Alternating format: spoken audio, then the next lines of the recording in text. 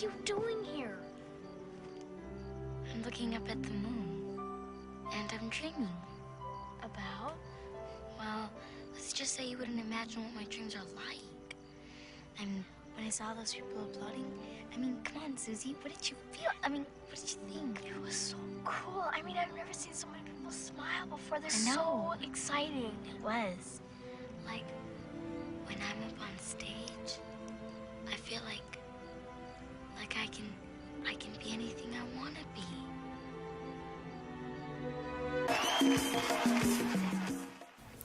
Known as the Queen of Tejano music, Selena Quintanilla Perez grew into an American singer, songwriter, spokesperson, model, actress, and fashion designer.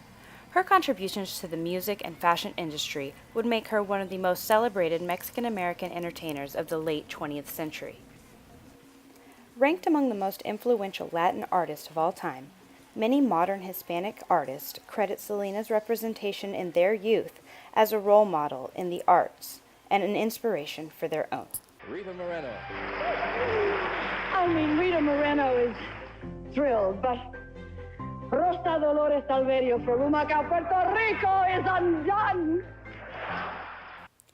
Research suggests that exposure to positive representation in the arts can improve a majority group member's attitude about minorities, ranging from general support to positive judgment and sympathy regarding issues of discrimination and marginalization.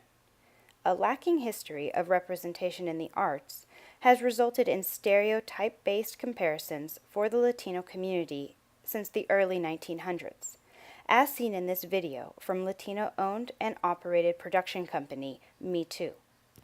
The lack of positive images of Latino characterizations in the performing arts has shown to negatively impact racial and ethnic judgments from majority group members due to the relationship between media's role in commonly creating the held norms and conventions and the lack of Latino cultural representation.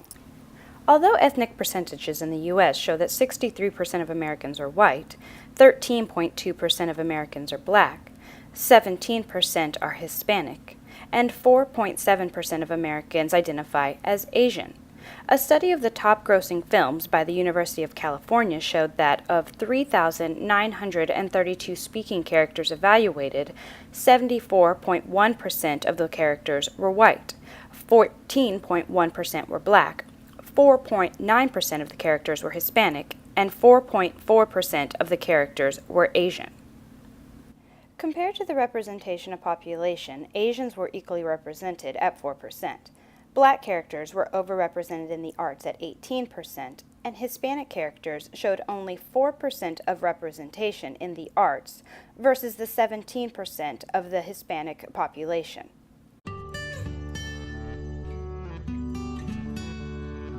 Yeah, and let me be the counter-argument to everything you've heard in your life. We need Latinos in the arts more than ever. Yes.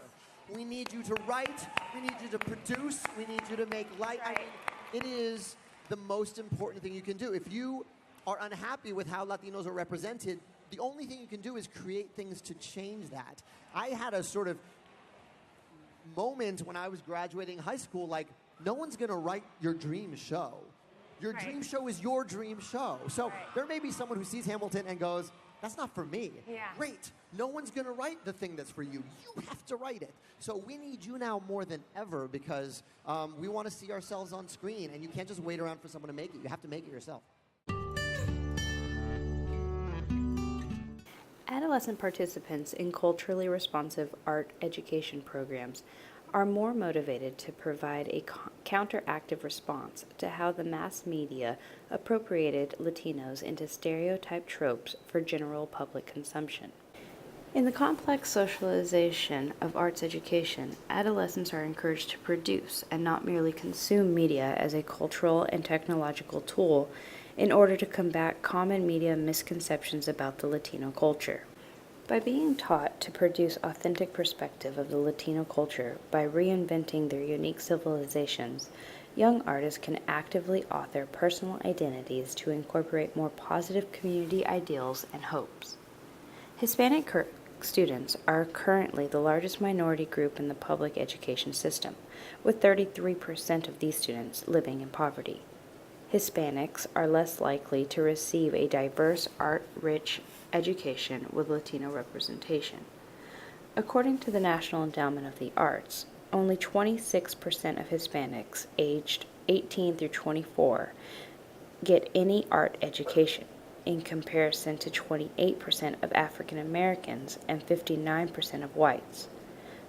To further this, 3.9 million public education systems do not have access to performing art classes, furthering the deficiency to ensure their academic success and life outcomes, as they provide access to quality education, one that includes a diverse, art-rich curriculum.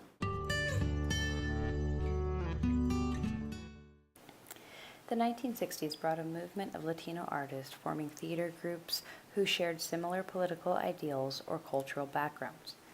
The American Hispanic theater artists brought English, Spanish, and bilingual productions to the masses by conveying Latino culture to the mainstream. Most notably was Teatro Campesino, founded by Luis Valdez in 1965 in conjunction with the labor union National Farm Workers Association, who used theater to educate complicated political issues for the farm workers in an effort to unionize.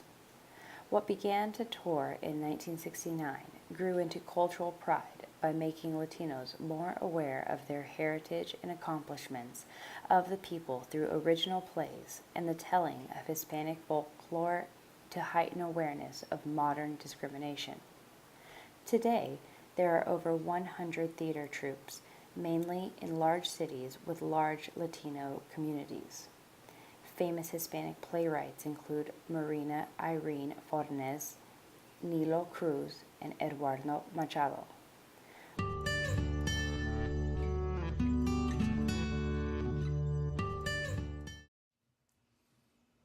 Hello, I'm Rupert Reyes, Artistic Director of Teatro Vivo, and I'm Joanne Carrion Reyes, and I'm the Executive Director.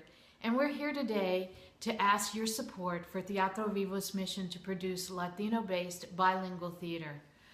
Our theater brings the Latino story to the stage, and yet we feel like it's accessible for everyone in our community. Those people who speak Spanish, those people who don't speak Spanish, those who are familiar with the culture, and perhaps those who are not so familiar with the culture. We make our productions accessible for everyone, and we feel like it's really important that all of those folks in our community have access to the arts. Many times we find that students, senior citizens, are just those that just don't have the financial resources to participate, and we want them to come to our productions. We want them to share in the experience. And we don't want to square you away with our name, Teatro Vivo. Our shows are bilingual. Our unique style of theater allows non-Spanish speakers to really experience the entire play. And this year we are very fortunate. We have been selected to be one of the resident companies at the Emma S. Barrientos Mexican American Culture Center here in Austin. Now this is going to be our home for years to come. And it's going to allow us to expand our programs, increase our audiences, and make a unique venue for all Austin audiences to share in the Latino experience. It's a very exciting time for Teatro Vivo. We have a home now in which to produce and a place where audiences can find our Latino-based bilingual theater. Teatro Vivo was founded in 2000, and for the past 13 years we have received recognition from both the Eye and Pain Awards and the Critics' Table Awards in the categories of playwriting, acting, design, and direction for our productions.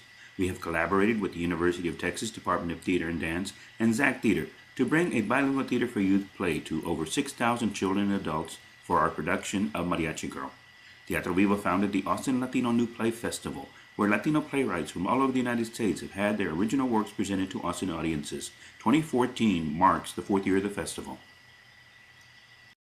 We thank you for your support of Teatro Vivo, a unique Austin tradition. On behalf of our board and all our supporters, we say mil gracias. Oh, that means 1,000 thank yous. And that's a whole lot. A whole lot. Thank you. Thank you.